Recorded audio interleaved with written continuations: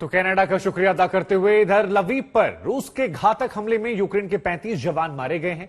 Lviv में अपने शहीदों को श्रद्धांजलि देने के लिए यूक्रेन के लोगों की भारी भीड़ उमड़ पड़ी। हम आपको दिखाते हैं लवीव से हमारे संवाददाता श्वेता सिंह की रिपोर्ट। यूक्रेन के लवीव में जहां पर एक सैन्य ठिकाने पर हमले से 35 सैनिकों की जान चली गई, इस जगह पर उन्हें श्रद्धांजलि दी जा रही है। आम लोग भी यहां पर पहुंचे हैं और सैनिक अपने साथियों के लिए बड़ी संख्या में यहां पर मौजूद हैं। माहौल यहां पर बहुत गमगीन है क्योंकि लवीव में इस तरह से आक्रमण होगा वो किसी ने सोचा नहीं था, लेकिन एक सैन्य ठिकाना जो कि पोलैंड की सीमा से बहुत अधिक दूर नहीं था, वहां पर हमले में 35 जवानों को गंवा देना युद्ध की जो हकीकत है वो यूक्रेन को बयां कर रहा है। खासकर यूक्रेन का ये पश्चिमी हिस्सा जो अधिकांशतः अछूता ही रहा था।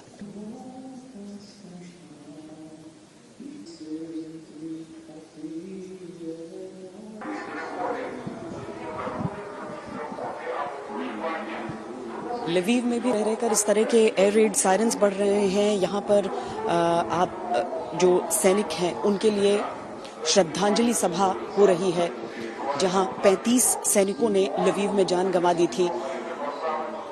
यहाँ पर जितने भी लोग हैं वो लवीव को बढ़ते खतरे को भी समझ रहे हैं। उनके इस श्रद्धांजलि सभा के समापन के साथ ही यहाँ पर ये एयर रेड सायरन्स बजने शुरू हो गए हैं और ये बता रहे हैं कि युद्ध किस तरीके से यूक्रेन के पश्चिमी मोर्चे पे भी पहुंच चुका है।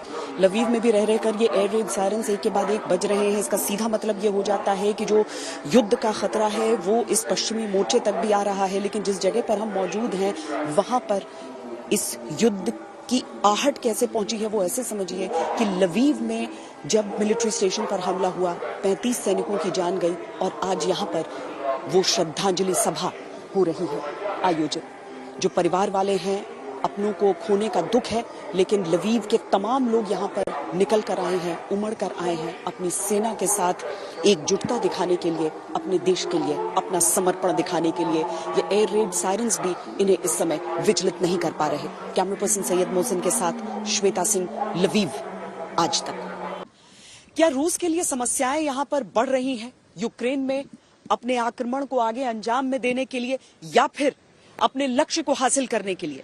क्या रूस के लिए मुश्किलें इस हद तक बढ़ गई हैं कि वाकई उसके पास केवल 14 दिनों का असलहा बाकी रह गया है? क्योंकि ब्रिटिश रक्षा सूत्रों की तरफ से इस खबर की पुष्टि की जा रही है। और देखिए, ये खबर एक ऐसे समय पर आई है जब चीन से चंद हथियार मांगने की रूस की तरफ से खबरें आम हो रही हैं। हालांकि चीन ने लगातार खुद पर लग रहे आरोपों का खंडन किया है, लेकिन हम आपको बता दें कि जिस तरीके से रूस की सेना आगे बढ़ी, अलग अलग शहरों पर लगातार आक्रमण करती रही, गोला बारूद की कमी अब उसे महसूस हो रही है।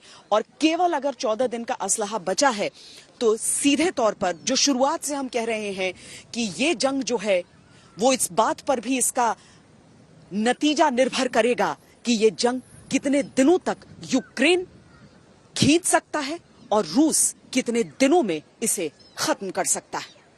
कैमरा पर्सन सैयद मोहसिन के साथ श्वेता सिंह, लवीव, आज तक।